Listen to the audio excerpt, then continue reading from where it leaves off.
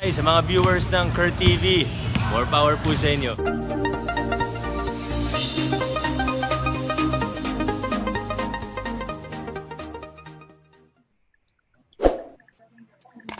Mayor Vico is here. Sorry. Just setting up the Facebook Live. Sorry, yeah. Give me a couple of minutes. Live on Facebook. I think we're live already. We are? Okay. All right. Cool. Okay then.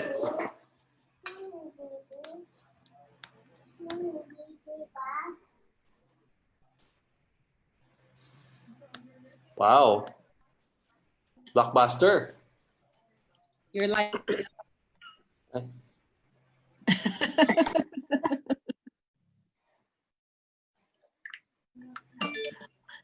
Wait lang.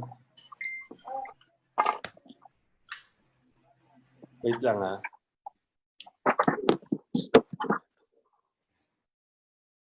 Parang Alright. ang gaganda at ang gagwapo niyo porque si Mayor yun.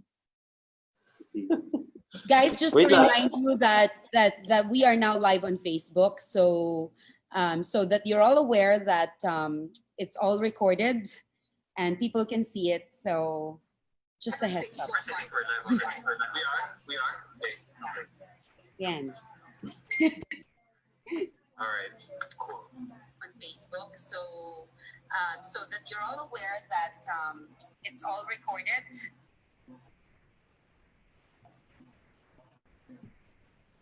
On Facebook. I think we're live already. We are. Okay. Barnes, later you might have to mute yourself. So All right. Oh, no. I'm muting myself now. that it's all recorded. Ay, good morning everyone. Good morning, Mayor. Ay, Barnaby, di ba? Barnaby. Yes. Hi, Mayor. Yeah. Hi.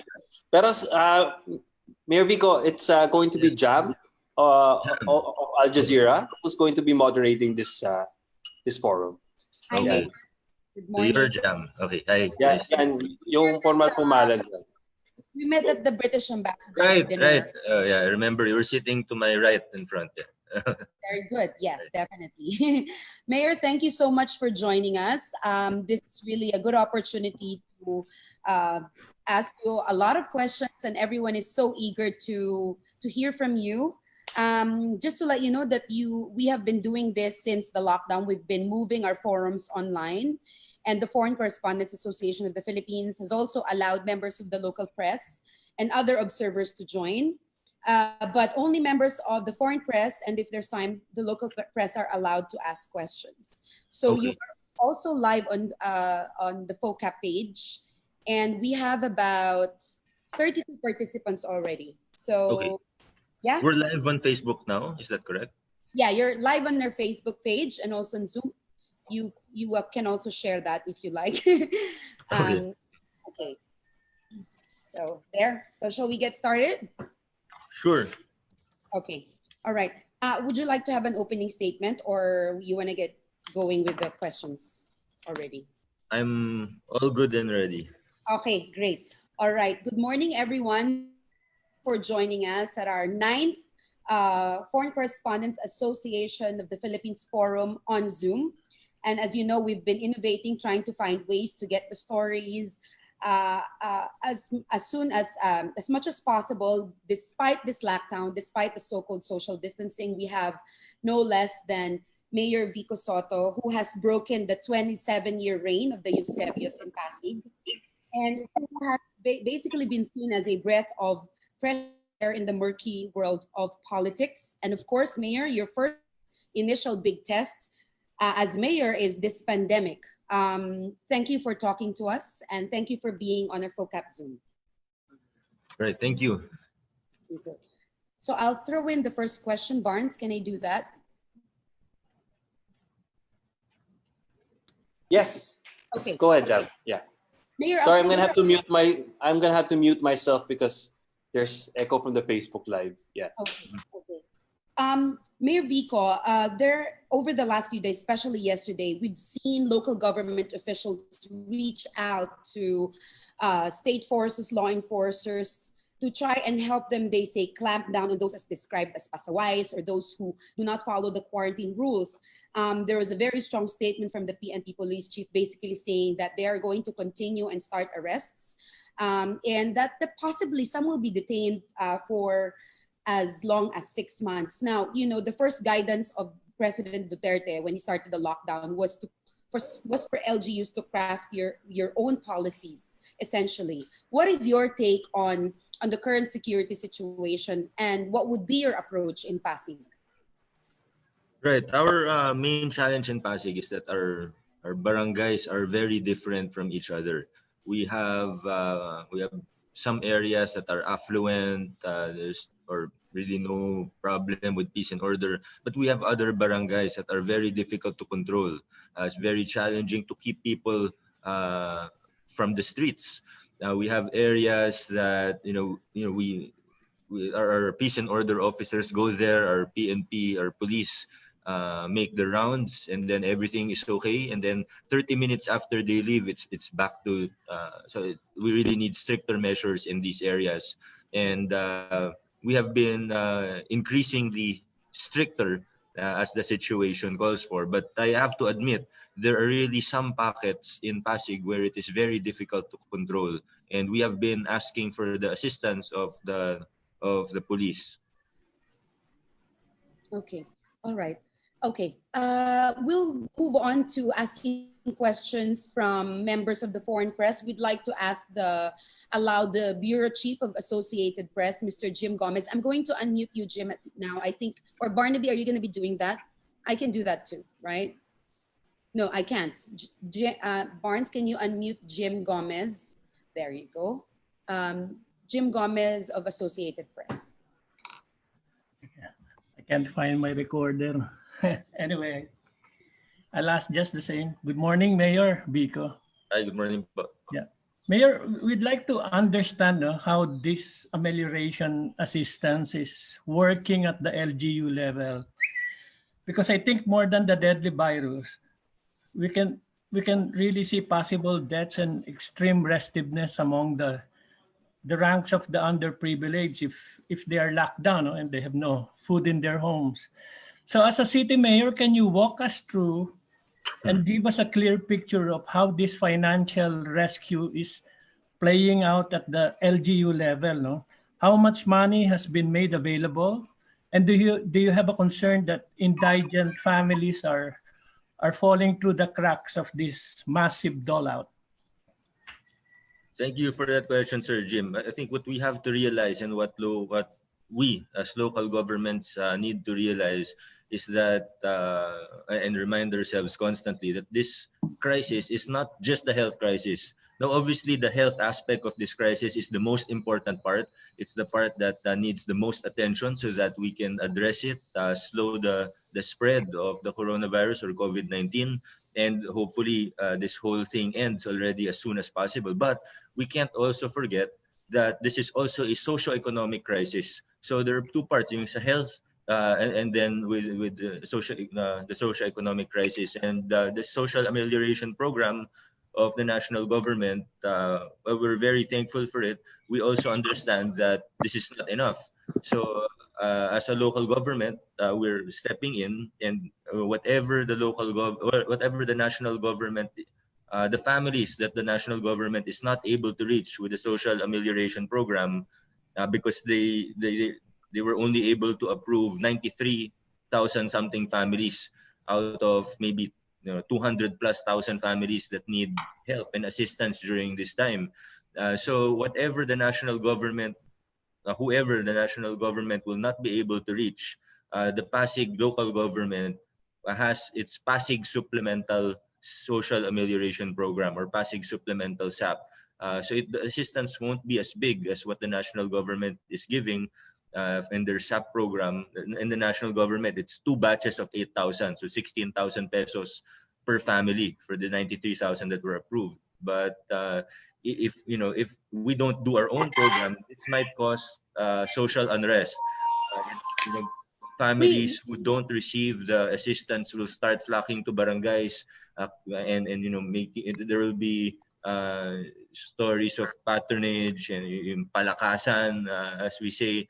So it's important for us to have this supplemental program. And for this supplemental program, all families who need the assistance will be given the said assistance. So, Mayor, in your particular situation in Pasig City, how many people, how many families underprivileged could not be covered by the amount that was given by the national government, and what will you do with them? Okay, first of all, the original listing that was used was a 2015 list with around 206,000 families. Now, that's 2015. Right now, our estimated number of families who are in need of assistance would be something like 250,000, well, above or more than 250,000. We don't know the exact number because unfortunately, before all of this happened, we were actually preparing for our city census already. So if we were able to finish that, then we would have very specific data on what we need or about families in Pasig. Unfortunately, we were not able to do that. So our data is very rough. The data that we have is very raw and not detailed. So we estimate we have around 200, at least 250,000 families, probably close to 300,000 families. So subtract 93,000 from that, and that's the number of families that need help. So more than 150,000 families are not included with the national government or DSWD's SAP. And my other second question is, what lessons have you learned from that tricycle debate, that was very famous incident in your city? What lessons have you learned from that, from the perspective of an LGU leader who was trying to respond to local realities, but was seen by higher ups as somebody defying national policy? My stance has remained the same. I had an opinion based on facts that I saw on the ground. I had a suggestion, I had a proposal, and if it was shut down, then that's okay. The national government has its own perspective. It can see the perspective. It can see all local government units at the same time. I see what I see here on the ground. So if a proposal of mine is not approved, the IATF says no, we have to have this uniform proposal for the entire NCR or the entire island of Luzon, for that matter. Then as a mayor, I will abide by those guidelines. I don't take those things personally. I still think that our proposal had merit, or the observations that we had merit. But ultimately, we will comply with the guidelines in this time that policies should be uniform across LGUs here in Metro Manila, because we're basically one large community here in NCR. Thank you, Mayor. Thank you, Jim. Thank you, Mayor. I think the next question will be coming from Jonna, also a member of FOCAP and also of the board. Barnes, could you unmute Jonna, please?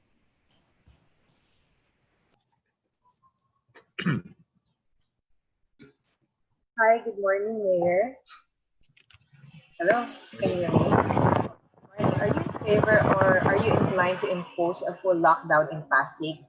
A lot of the residents there are discussing the possible shutdown of all establishments, including establishments that sell food. Is there any truth to that?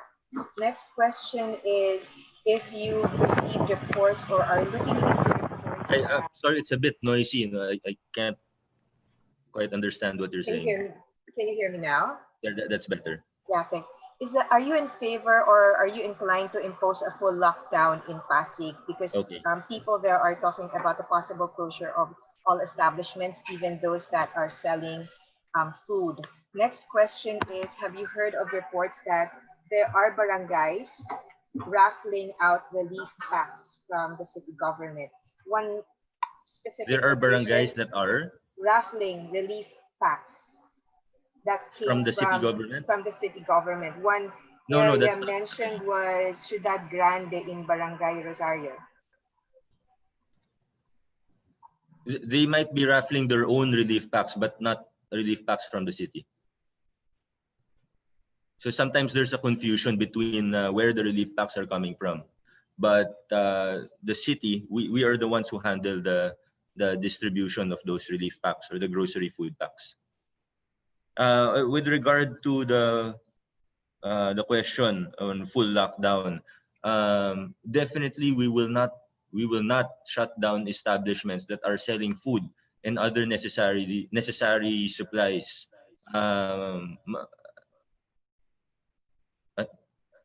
Mas magiging magulo yun, that will cause a lot of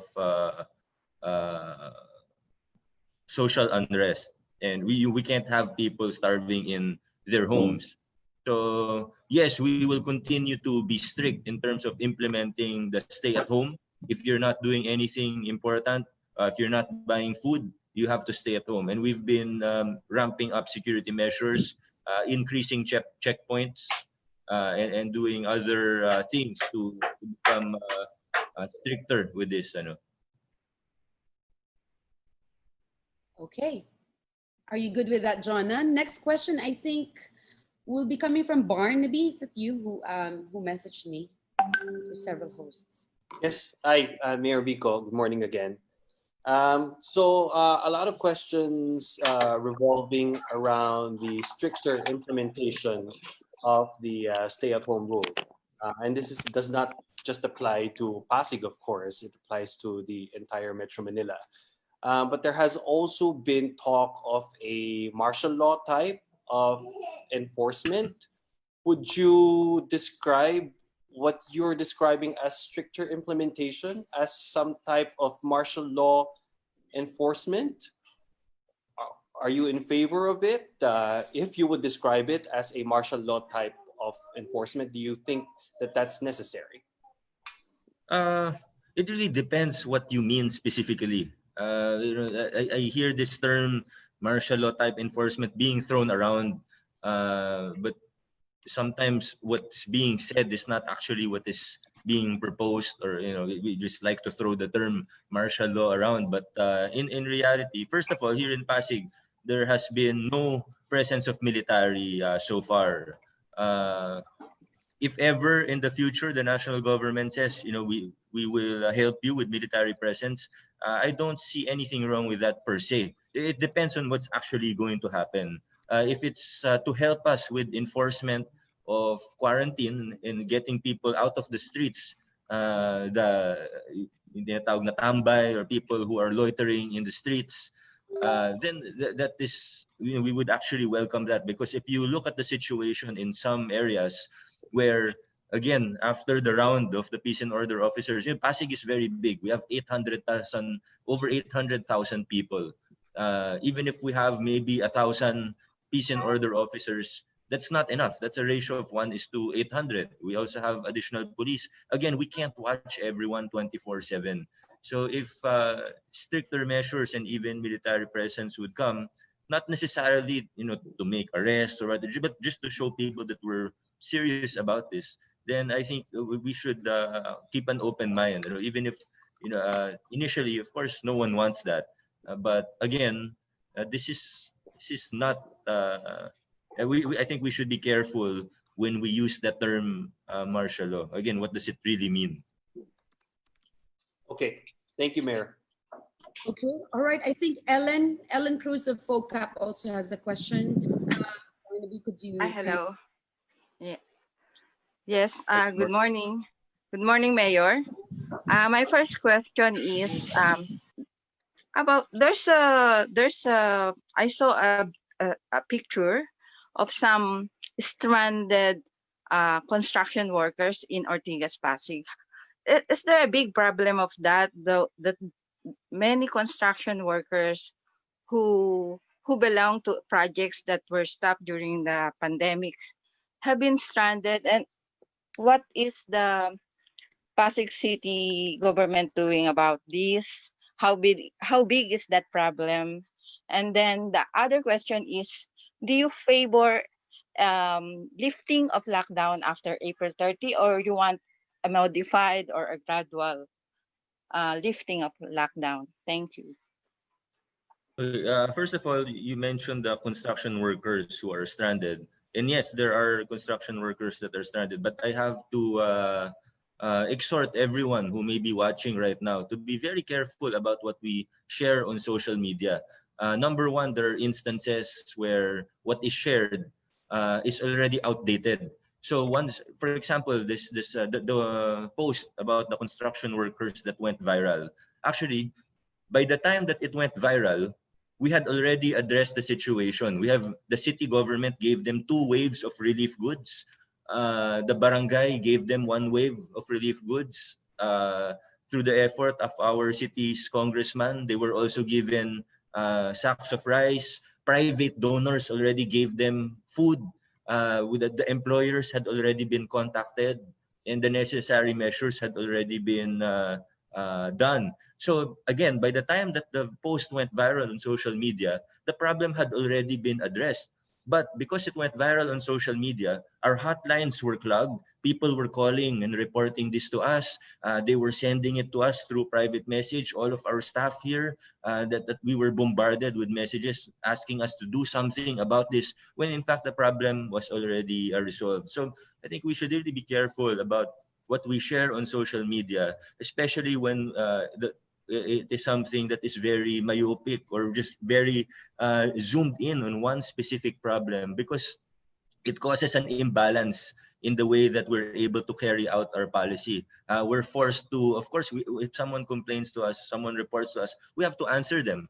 So it causes an imbalance in the way that resources are spent.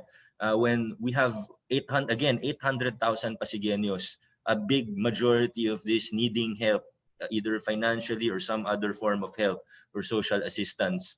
So again, let's all try to be careful about what we share. I discourage people from sharing those individual posts of people needing help, not because we don't want to help them, but because it causes an imbalance in the way resources are spent when we're trying to look at everyone who needs help. Now, on the question about a lockdown, we will really have to defer to the wisdom of the IATF, of the national government, because they're the ones who see the picture from the whole perspective. We see here in Pasig, it might be a little bit premature to lift the enhanced community quarantine. Parang sayang if we lift it now when there are still a high number of cases, an increasing number of cases every day. Then why did we do it why did we have that quarantine in the first place? So I think, of course, we need to balance it with the economy. The economy is taking a hit both nationally and locally. So we need to really do a balancing act. So even while we continue this quarantine, we should already start planning for economic stimulus packages. Here in Pasig, we're actually already planning for our local economic stimulus package for the tail end and until after the quarantine, to make sure that the impact is as minimal as possible. All right. Are we good with that? I think Raul Dancel of the Straits Times has a question. Okay, Raul. Good morning po, Mayor. Morning. Hi. Ang question ko lang is, how is the mass testing in Pasig coming along? And the numbers you have there, do they align with what the Department of Health is reporting every day?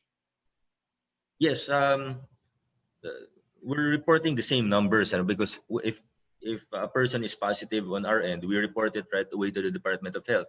At the same time, if it's, let's say, from a DOH hospital or a private hospital, they report to the Department of Health, the information is given to us right away. So the numbers don't really vary. At the end of the day, we match our numbers, and we merge the reports. So there's no problem with that.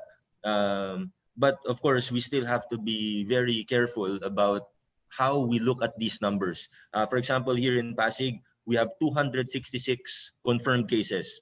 Now, what does this really tell us when we haven't tested yet all of our persons under investigation, suspected or probable? We're just finishing our backlog now. So testing, that's the importance of testing, so we know exactly where we're at, and we arrest the situation as it is. But for Pasig, we've been ramping up testing the past several days. We've multiplied the number of tests by a large number. So what we're able to do now is we've combined with the resources that are available to us. We have partnerships not just with the public testing center, but also with the Medical City, which is a private hospital here in Pasig. So for PCR testing, we have around 30 to 50 tests per day. But we also use rapid testing. We are able to do 300 rapid tests per day. So all in all, we have around 350 tests per day, or somewhere between 2 and 3,000. The numbers vary depending on how many tests the medical city is able to accommodate. They have a minimum that they're able to give us every day, but sometimes they exceed that number. The rapid test depends on how many we're able to deploy, but 300 is the minimum number. So with this increased or ramped up testing in Pasig City, we'll be able to, number one, get a clearer picture of the actual COVID-19 situation and the actual COVID-19 numbers here in our city. But also we will be able to do contact tracing much better. Okay. Mayor, yeah, sorry. Mayor, yung total number of tests ninyo, ilan na as of today from the Total time you number started testing? I don't have the exact number of including those that were cleared. And you mean from the very beginning? Yeah, I was just wondering ilan na Pasigueños ang na-test niyo dyan in total. Kasi in cases niyo is 200, right? Our positive or confirmed cases is 266. So ko lang malaman, Mayor, yung ratio ng na test I'll versus get the number right now. positive. Tapos, last question ko, Mayor, is do you think yung numbers justify yung mga draconian measures na being implemented by LGUs? Medyo... specifically, well, the lockdown. Yeah, I mean, if we're seeing a low infection rate, right? Why are we seeing special action forces deployed in public markets, diba? And why are we seeing...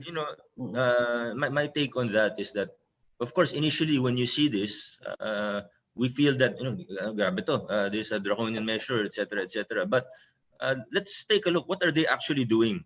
What are they actually doing in the markets? Are they doing something wrong, or are they just helping with the peace and order situation, or checking if people who are outside their homes are have a valid reason? So if we see that they're doing their jobs properly and they're not breaking any laws, they're helping with enforcement. Okay, a little bit of intimidation maybe, but what are they actually doing? Then there shouldn't be a problem with that. But of course, we have to watch carefully. Okay. Thank you, Mayor. Thank you. Thank you. Well, just a question that was sent to me. Do you support the proposal of institutionalizing a national ID system? Yes. Usually the people who are against the national ID system are concerned about privacy. But, if we look at things like this crisis, then we really see the need. Like, for example, here in Pasig, as a mayor, the lack of data and the lack of the ability even to say that this is the number of Pasig residents. Because we don't want to use voters registration as the basis. But unfortunately, that's the best way we can identify who's a Pasig resident right now. But I don't think that's right. That, if you're a voter, you get benefits. But if you're not a voter, you don't get benefits. I don't think that's right. Some people have valid reasons why they were not able to vote and they were delisted from the voters registration list. But that's the best, the most complete data set that we have when it comes to residents. Now, let's say we give benefits to everyone who is living in Pasig right now. We might have a situation that because the budget of Pasig City is a little bit higher than most other cities, what if by next year we have 2 million residents in Pasig because they want the benefits that Pasig gets? So it's very difficult to track individual people. It's very difficult to track even who are our residents. But if we have a national ID system, this really solves a lot of the problems that we have regarding this. Contact tracing will be much easier with the national ID system. I think a lot of the fear as long as it's secure and it's encrypted properly and all the necessary security measures are there, there shouldn't really be a problem with privacy in the national ID system. If we really have a issue with privacy, then we shouldn't Google, we shouldn't do all these things in the internet. Probably the data that the data, the personal data that we expose to the public or to external sources is much more in what we do on a regular daily basis, like even just Googling or Facebook for that matter. So I think a lot of the fear is misplaced, and I would really support a national ID system. It would make crisis management in situations like this much easier. Great. Thank you for that answer. I just have also another question to ask you. We've seen reports of civilians getting arrested for their Facebook posts. I think we've seen that in Cebu. Several who have been, basically, what do you make of that? I mean, I know that fake news is a concern, quote unquote, but what is really, how do you define as an LGU official, for example, you talked about disinformation. How do you as a local mayor define the difference between what is false, what is criticism, and what is satire? Because some people don't get satire, and it's very, very to associate fake news with a possible real news report. Tell us what your take is on that, and how would you approach that from within your city? Well, I don't want to comment on other cities, no, but for here in Pasig, we have not filed any cases for this. We have not pursued any cyber libel case or any similar cases. But I think at some point we need to draw the line and say that, if the content is really malicious, then maybe we need to pursue further action. We need to file a case, a criminal case.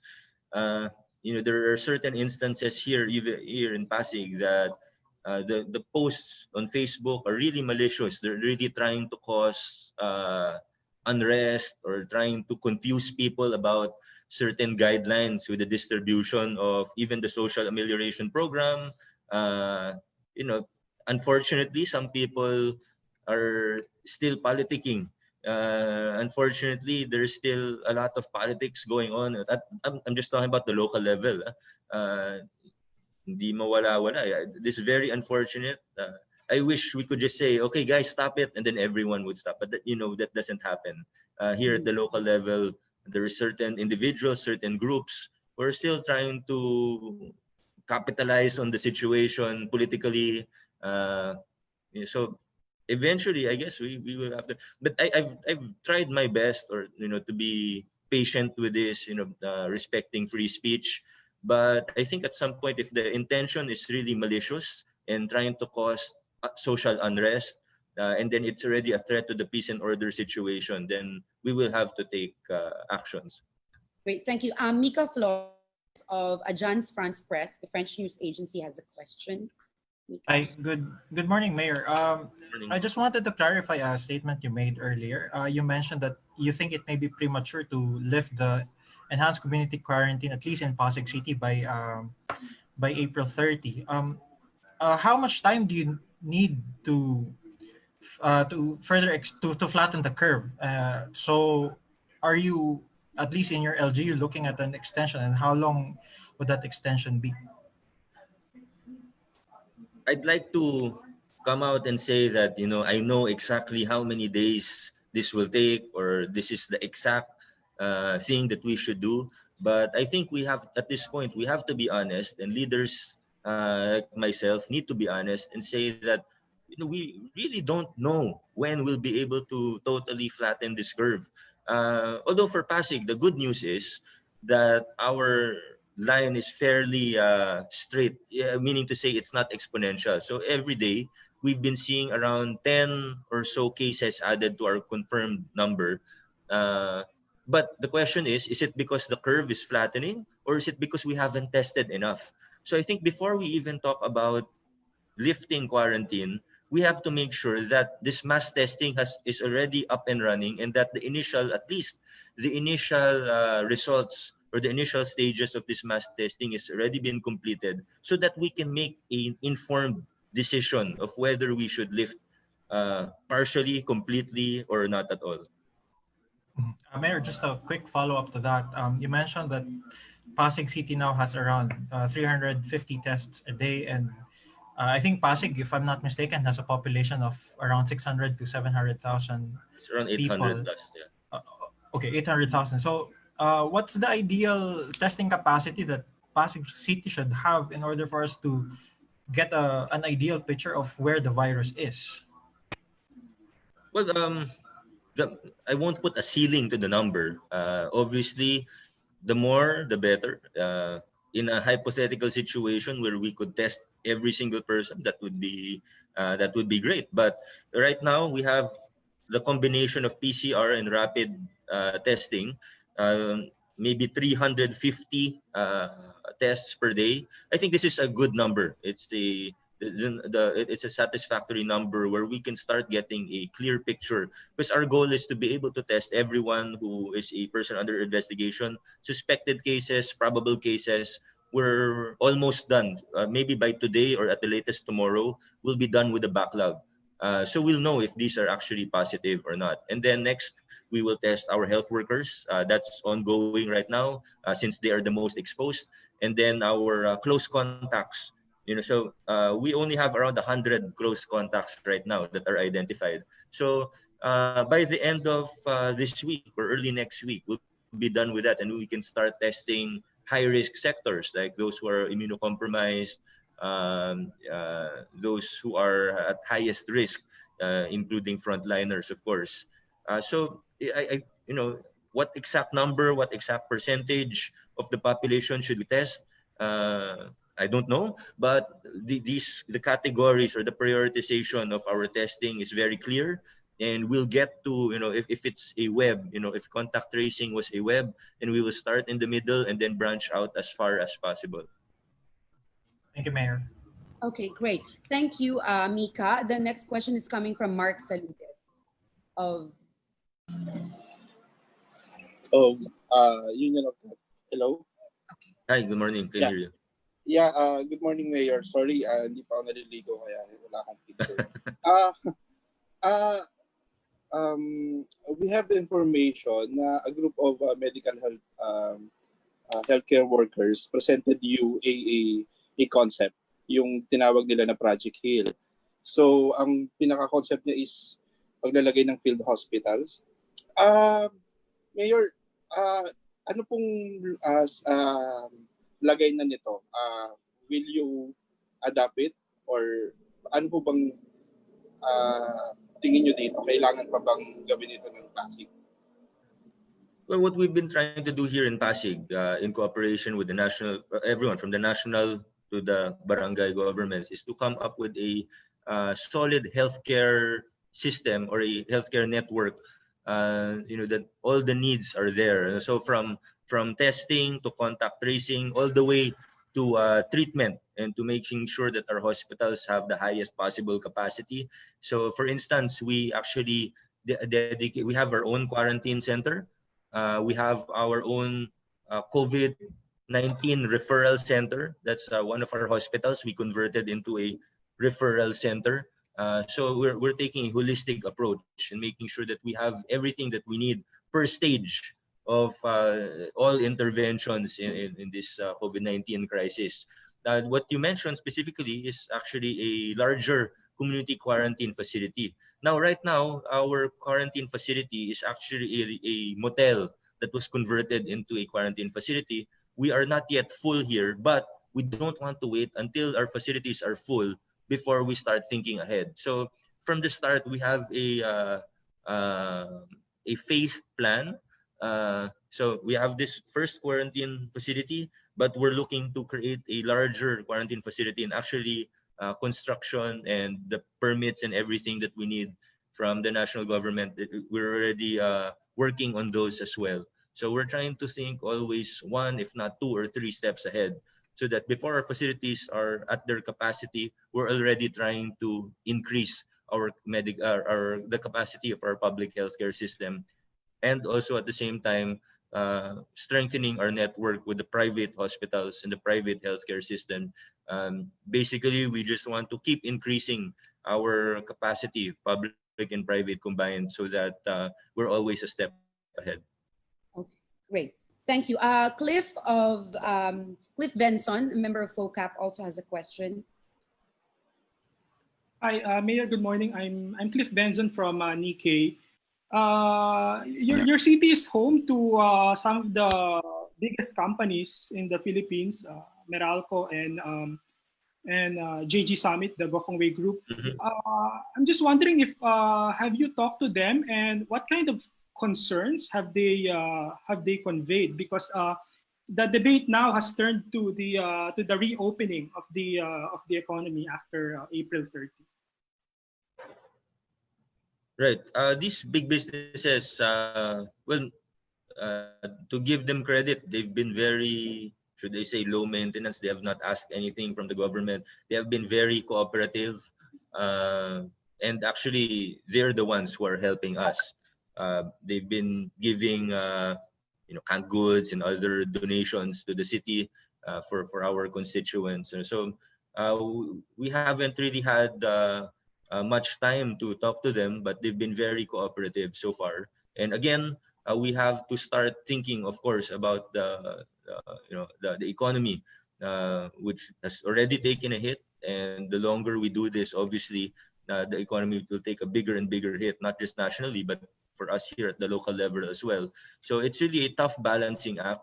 But as I mentioned earlier, we're already starting to plan our economic stimulus package here in Pasig as well. And for just a second question, a follow-up question, Mayor. For medium enterprises, I'm just wondering if have you come across smaller or mid-sized enterprises that have sunk in deep financial distress or perhaps looking to file for bankruptcy, following this lockdown? Right, we've tried to help them, excuse me, as much as we can. For example, payment of business taxes to the city and other obligations that they have to the city have been deferred without any interest. So they don't need to worry about that in the short term. So we've been trying to do everything that we can. So, but we're very thankful to these business people and these businesses who have been very cooperative. And the vast majority of the business people that I've talked to have been very, very understanding, and they see that if we don't do this, then the economic impact will be greater. If the crisis goes out of control and the virus gets out of hand, it will be worse for everyone. So I think at this point, everyone understands why we're doing this enhanced community quarantine. Again, we're trying to help them as much as we can. We're planning on ways to help them even more. I can't announce yet right now because we're still in the planning stages. But as soon as we're able to lift the enhanced community quarantine, we will have an economic stimulus package in place here in Pasig City. Thank you, Mayor. Thank you very much. Thank you, Cliff. Moving forward, there's just a question. When we get past this pandemic, hopefully, what systematic measure would you put in place to cope better, if not prevent another pandemic or health crisis like this in your city? Is there anything you in the... Well, there are a lot of things that come to mind, but number one would really be the data. Again, we were already planning for this before this pandemic happened, but unfortunately, we didn't have enough time. Our administration here in Pasig has only been here for less than a year. We've only been here for several months. So, supposed to be our city census or comprehensive survey was going to start April, and then be completed by May or June. If we finish this, and we will continue this after the lockdown or after the quarantine, what our goal here was to get specific or very detailed and comprehensive data and information about each household, each family in Pasig City.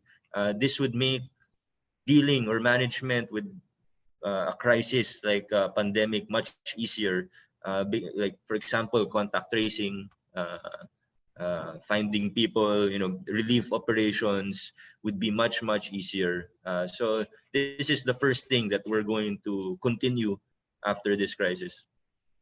Great. Okay, last question from Dana before we allow, I think we have a few more minutes before we allow members of the local press to ask the questions before we close. Dana Batnag of the Straits Times. Good morning. I'm Dana Batnag, the Straits Times. First, I wanted to follow up on Raul's question earlier. He was asking about the 266 that were positive. That's how many percent of the total number of people you've tested? Mm-hmm.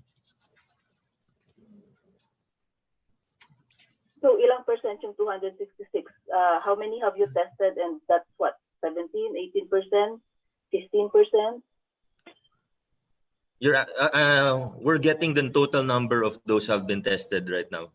I think that was also a question earlier. We're getting the exact number. Okay, and then the follow-up question to that is the demographics. Do you have an idea in what socioeconomic group the virus is moving? Are there more people infected among class A, B, C, D, E? Are they moving among the workers, wherever?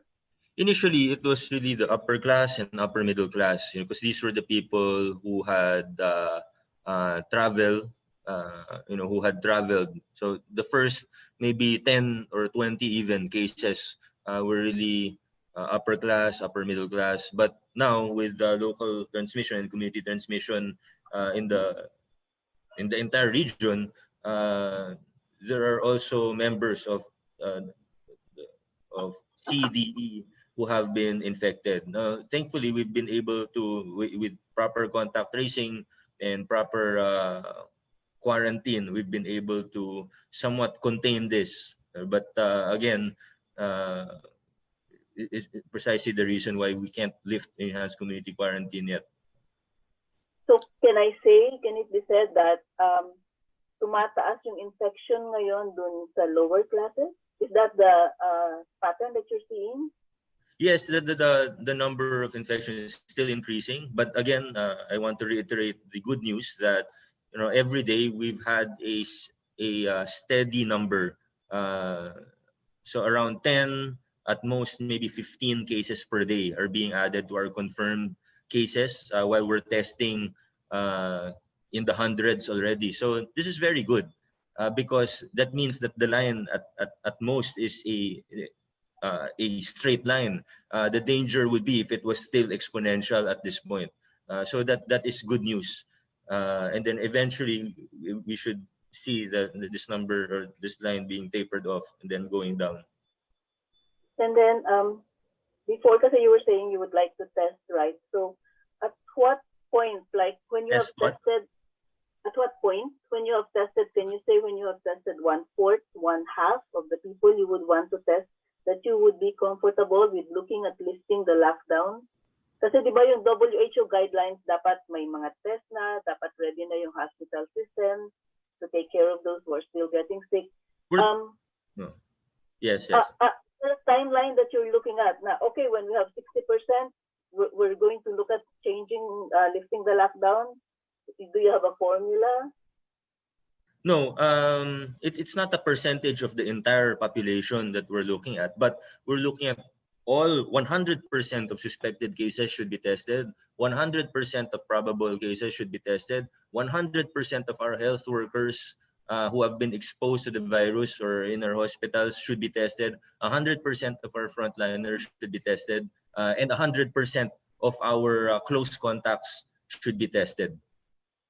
Okay. Will you be willing to lift the lockdown before you get to that 100%? I'm sorry, I didn't catch that. Medyo, hindi po you were saying 100%. Will you be willing to lift the lockdown before you get to that 100%? The community quarantine is a NCR wide, so the decision should be made at the same time for the whole NCR.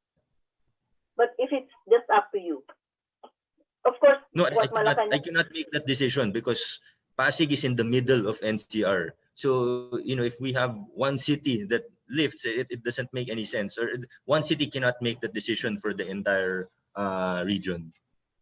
Okay, last question na lang, Jam, sorry. We'll move that Earlier, to you tweeted, huh? I said last question so we can allow others also to ask questions, members of the local press, before we close. Yes, thank you. Earlier, you tweeted about the DSWD list. You said that when it was given to the LGU, they used only first names and there were no addresses given. Can you give more details about that? The details about? Sorry, your mic is not very clear. Sorry, before yung DSWD list, Right, the nag-tweet kayo DSWD na list. when it was given to the LGU, Okay. first names lang ang nandun sa list and there were no addresses. Yeah, there were some details, it's a bit frustrating, but I understand they're also swamped with work. They're trying to do the best that they can. There are some minor details like that that are somewhat frustrating, but now is not the time to point fingers. So whatever they gave us, the list that they gave us, we'll do our best along with our barangay governments to just distribute the social amelioration program funds properly and as fast as we can, so that we can start with our supplemental SAP. Okay, thank you. Great. Thank you. We'll allow the local press to ask a question. Christian Esguerra of ABS-CBN. Yes, I have 5 more minutes. Yes. Mayor, good morning. Christian po, ABS-CBN. Hi.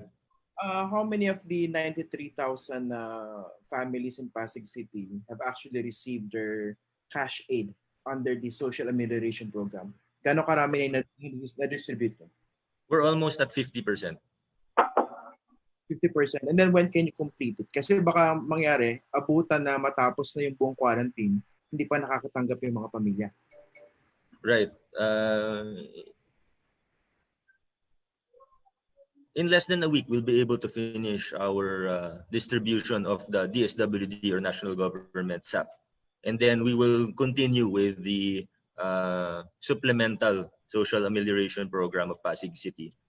How about the next batch po? Di ba 2 months po yan? Kailan po yung distribution ng second batch? Next month po. Next month, and then you'll be able to complete that in how many days? In target? The 93,000, it takes maybe a week or a little over a week.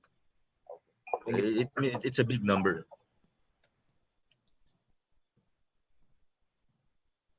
Okay. I think we lost Christian. Sorry, last question, I guess. Christian, are you still there?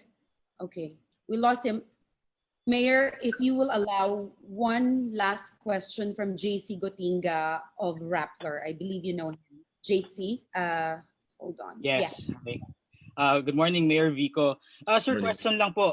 How long do you think can the local government, your team, City Hall, go on like this? Are you beginning to feel the strain? And what if the pandemic lasts a year or until the middle of next year? Kaya pa po ba ng local government? What would be measures if, for example, you begin to feel the strain yourselves? Well, we're all, I think I speak for all LGUs probably when we say that we're tired, we're also stressed, but we just have to keep on going. At this point, we don't have a choice. So whether we're tired or stressed or not, it doesn't matter. We just keep working, keep doing our best to slow down this COVID-19 or this virus, and hopefully, if we all do our best and we all help each other, then this will end sooner rather than later. Are we good with that, JC? Yeah, thank you. Thanks, okay. Thanks, Jam. And on that, we'd like to thank everyone. Mayor, thank you for taking the time to speak to FOCAP and to members of the local press. This forum is recorded. It's live on Facebook of the Foreign Correspondents Association of the Philippines Facebook page, and we have also recorded it. So if you guys want a copy, we will send it to you. So just message me and Barnes. Again, salamat po ulit, Mayor. Thank you so much for taking the time to talk to us, and I hope we'll have another one with you soon. All right, no problem. Maraming salamat po. Mayor, if you can also, I don't know if you can see the group chat. Maybe someone from your team can look at it. There are other questions on the group chat that you may want to address, or you know, Later. at Okay. another time. Yeah. So yeah. All right. Thank you so much, Mayor. Bye-bye. Thank you, everyone. All right. Thank you. Thank you. Okay, we're done. Thank you, guys. Thank you. Salamat uli. Salamat. Thank you. Thank you. Yung recorded, maayos ni Barnes mamaya. Kasi hindi ako marunong mag-record. Stop ko na yung Facebook, ah.